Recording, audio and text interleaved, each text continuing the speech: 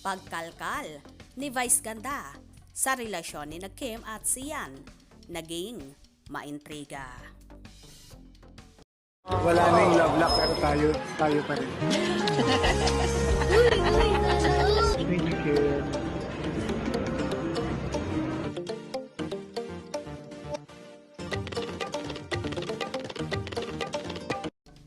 Pasabog at pinag-uusapan sa social media ang pagbabalik ng It's Showtime sa panibago nitong time slot na 11:30 AM tuwing Lunes hanggang Biyernes, umpisa nitong nakaraang Lunes, October 30. Masaya nga ang netizens na nagbalik muli ang programa sa pagbibida ng galing sa pagsasayaw ng mga Pilipino sa It's Showdown at ang kwelang biruan ng host sa Funanghalian.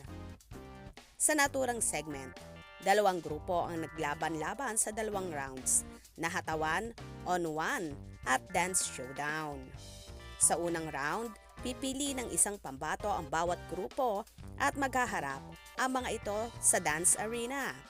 Samantala sa ikalawang round naman ay ipamamalas na nila ang kani-kanilang hinandang piyesa sa madlang people. Sa oras na magtay ang dalawang grupo, bubunot ang host ng tig-isang pangalan sa grupo na haharap sa isang solo showdown.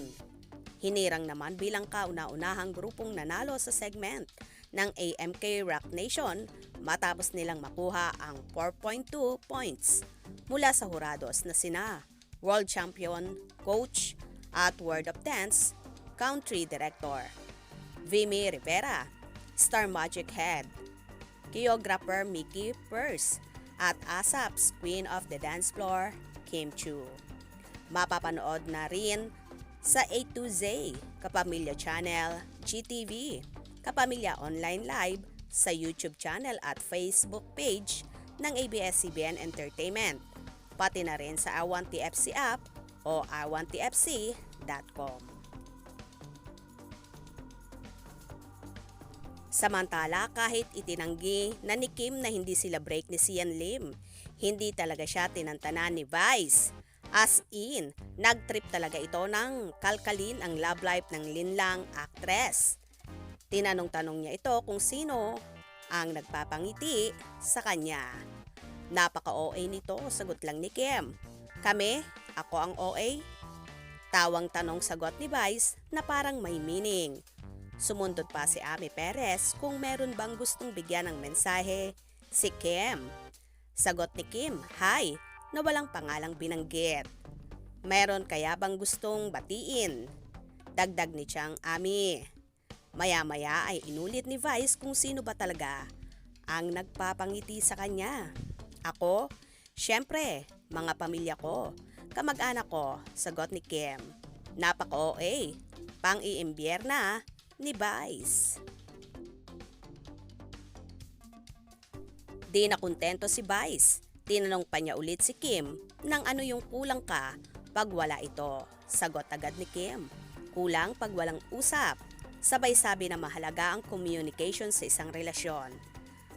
Sabat ulit ni Vice, so mahalaga sa'yo ang usap. Kulang ka kapag hindi mo siya nakakausap. Sagot naman ni Kimi, yes. Tanong ulit ni Vice, sino ba ito? Sagot ni Kimi, kapatid ko, ate ko, papa ko, si Z, Sian, sino pa ba? Marami, gusto ko lahat kausapin. Nag-deny na si Kim tungkol dito pero marami ulit, nagmali siya kahapon. Anyway, nauna na rin sinabi ni Kim sa aming interview na hindi niya sinabi kay Sian kung anong matitinding eksenang ginawa niya sa trending series na Linlang. Anya, hindi kailangang magbigay ng consent ni Sian dahil pagdating sa karir, kanya-kanya sila at may gagawin daw itong mas dark pa kesa ginawa niya sa Linlang. So, dahil nga sa pangungulit na ito ni Vice at patutsada, kaya naman hindi maiwasan ng marami na talagang isipin na may pinagdadaanan ang Kim C. May problema nga ba sila? Anyway, kung meron man, sana maayos nilang gusot para maging happy na ulit ang lovebirds. Kaya naman tumutok at wag na wag pahuhuli sa mga maiinit na kaganapan. Anong inyong magiging reaction sa bidyong ito? Comment below.